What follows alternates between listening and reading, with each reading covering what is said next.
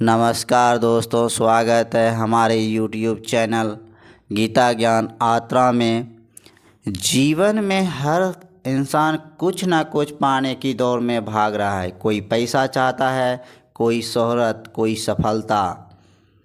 पर इस भागम भाग में एक सवाल हर दिल में उठता है, क्यों मैं मेहनत तो करता हूँ पर चैन नहीं मिलता, शांति नहीं मिलती। तो भगवान श्री कृष्ण कहते हैं, जो बुद्धि युक्त होकर कर्म करता है, अपने कर्म के फल को त्याग देता है, वे जन्म मृत्यु के बंधन से मुक्त होकर एक ऐसी अवस्था को प्राप्त करते हैं जहाँ कोई चिंता नहीं, कोई भय नहीं, सिर्फ शांति होती है। आज हम अपने कर्म को नहीं बल्कि अपने फल को पूछते हैं। हम काम नहीं करते क्योंकि यह हमारा ड्यूटी है, कर्तव्य है। हम काम करते हैं क्योंकि हमें कुछ पाना है।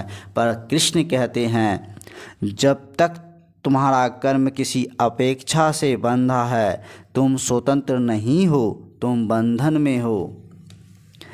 कर्मयोगी वो होता है जो फल की चिंता छोड़ देता है, लेकिन कर्म छोड़ता नहीं। वो जानता है सच्चा सुख मिलने में नहीं बल्कि देने में है।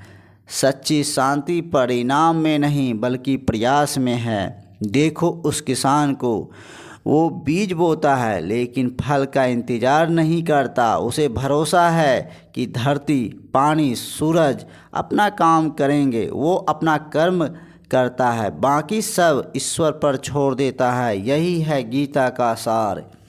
अगर तुम जीवन में निडर बनना चाहते हो तो फल की चिंता छोड़ दो, क्योंकि चिंता वही करता है जो परिणाम से बंधा है। कर्मयोगी सिर्फ कर्तव्य से बंधा होता है और वही अजय बनता है। चाहे तुम विद्यार्थी हो, व्यापारी हो, खिलाड़ी हो या किसान, जब तुम हर काम को ईश्वर की भक्ति मानकर करते हो तो असफलता तुम्हें हिला नहीं सकती और सफलता तुम्हें अहंकारी नहीं बना सकती।